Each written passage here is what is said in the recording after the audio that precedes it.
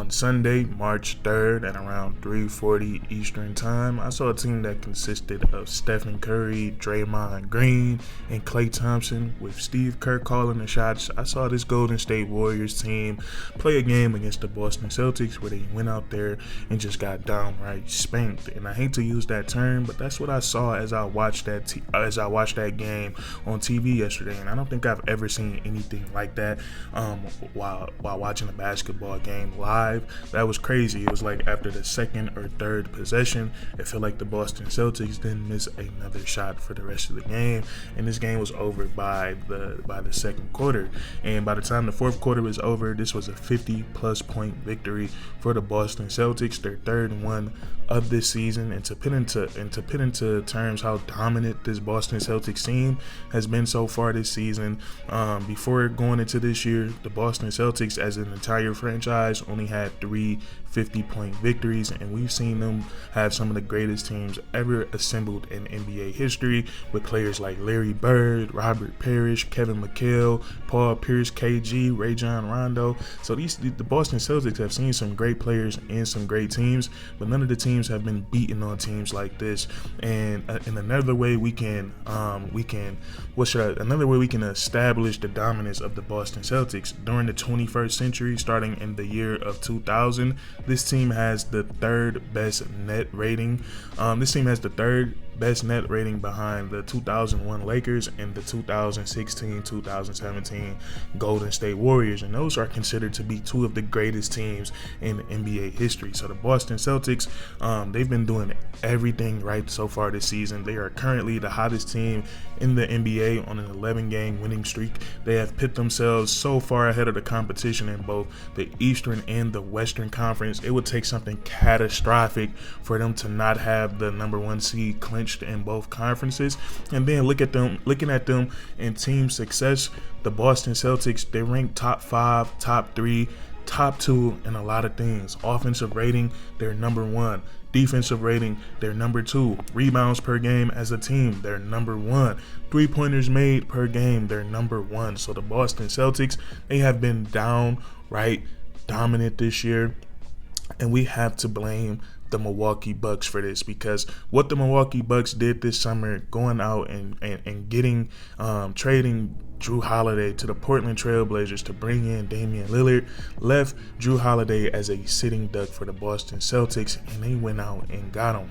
And what's so crazy and so fascinating about this entire situation, before going and acquiring Jrue Holiday, the Boston Celtics, they already had a pretty damn good team on paper. They were just coming off acquiring Kristaps Porzingis from trading away Marcus Smart. They still had Tatum and Brown, Al Horford, Derek White. They still had their main core of guys, and they also had two guys who aren't on the Boston Celtics anymore, Robert Williams and Malcolm Brogdon. When those two guys are healthy, they are very high quality players in the NBA. But nonetheless, on paper, before that trade, the Boston Celtics, I thought they had a really good team, and obviously they would have been able to contend for a championship. And I believe it was on a Friday. I was watching First Take. I don't think I've ever seen such an accurate statement on First Take. Brian Windhorst, who I believe is a journalist, he said that the Milwaukee Bucks trading for Damian Lillard and putting Jrue Holiday on a team where he's going to be shopped, on a team that isn't looking for championship contention at this moment, might come back to haunt them, because a team like the Boston Celtics could be aggressive and go out and acquire Jrue Holiday. Now, Brian Windhorst said this on a Friday. By Monday, Jrue Holiday was a part of the Boston Celtics.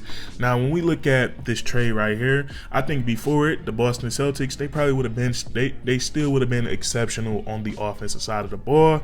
Same thing on defense. I think they would have been a pretty good defensive team, but I don't think they would have been as elite on the defensive side of the ball as they are right now, because Jrue Holiday, he makes that big of a difference. So when they went out and they was aggressive and they gave up Robert Williams and they gave up Malcolm Brogdon and they were able to bring in Jrue Holiday, in my opinion, this gives the Boston Celtics the perfect starting five for the modern NBA, excuse me.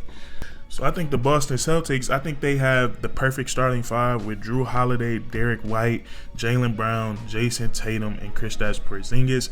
They have the perfect starting five on both the offensive and the defensive side of the ball for today's NBA. And I know a lot of people, they love offense. Hell, I love offense. I love seeing guys go to work and put the ball in the basket. But when it comes to this Boston Celtics team, what I'm fixated on is their defense. And I think down the stretch in these important games and then going into the playoffs, their defense alone is going to be very hard to overcome, because I think there's so many schemes they can throw at you, and there's so many different ways they can beat you on the defensive side of the ball. And that's because they paired Jrue Holiday with Derek White. Now, both of these guys are so similar in the things that they can do on the defensive side of the ball. They both are smaller guards in the NBA, but they play like they're 6'8", 6'9". And Jrue Holiday, every time he gets asked about, every time the best defender in the NBA gets asked by his peers or the most underrated player, they say Jrue Holiday. We've seen how dominant Derek White has been on the defensive side of the ball over the last 2 years, over the last year and a half. He is just constantly growing on that side of the ball. But when you have a dynamic defensive duo like Jrue Holiday and Derek White, it makes you so hard to beat, because these guys are such great point of attack defenders, like guarding guys, bringing up the ball, guarding the guy that's running the offense. So you have two different guys that you can put on the primary playmaker that can really disrupt things. These two guys can also guard wing scorers. And then what makes them so elite, and what makes the Boston Celtics so hard, we playing a game today where 90% of the teams in the NBA, they're trying to get the mismatch. They're trying to get the right switch. And when you have this team like the Boston Celtics, it's like, who do we try to go and attack? Do we go and attack Jaylen Brown, who's a solid defender? Do we attack Jason Tatum, who's a solid defender? Do we attack a 7'3" Kristaps Porzingis, who's a solid defender? And then, so when you look at that, then you try to think about, okay, maybe we go to the two smaller guys on the team, and then you get that switch of Jrue Holiday and Derek White on bigger players. They do such a terrific job of holding their own. They have very fast hands. They're very smart. They know when to swipe. They know when to pull the chair. They can get a block sometimes. And then to tie in all of this great individual defense, the Boston Celtics they're great in help defense, and they have great team defense. They know how to collapse the lane when they need to. They don't give up many threes. They're just an outstanding defensive team. So that's what I take away from the Boston Celtics getting Jrue Holiday. It just takes that defense over the top, because like I said, we play in a league where it's so pick and roll heavy, where we're trying to find that right switch and find that right mismatch. But it's like with the Boston Celtics, what is the right switch? What is the right mismatch? And who are we going to go at? So I think it puts their defense over the top. And then same thing on the offensive side of the ball. Jrue Holiday, he fits like a glove. Jrue Holiday, he played his last couple of years with the Milwaukee Bucks, where he won the championship, and sometimes he was the second or he was the third ball handler, or the second or third option within that offense, playing alongside Chris Middleton and Giannis Antetokounmpo. So he comes to the Boston Celtics, his role is not that different. Sometimes he's the second, sometimes he's the third, sometimes he's the fourth, fifth, sixth option, but it doesn't make any difference from Jrue Holiday. He's a great veteran. He doesn't care what his role is or how much he has the ball in his hands. It's very so obvious that he just wants to win, but he fits like a glove within the offense because he's a guy that can create plays. And we know the Boston Celtics, they have two wings in Jaylen Brown and Jason Tatum on their team that love to score the basketball. So Jrue Holiday can facilitate for those guys. He can run the offense, and then also as of late he's been knocking down the three-point shot at a very high clip. He doesn't take too many of them, but he is always accurate when he's shooting the tray ball.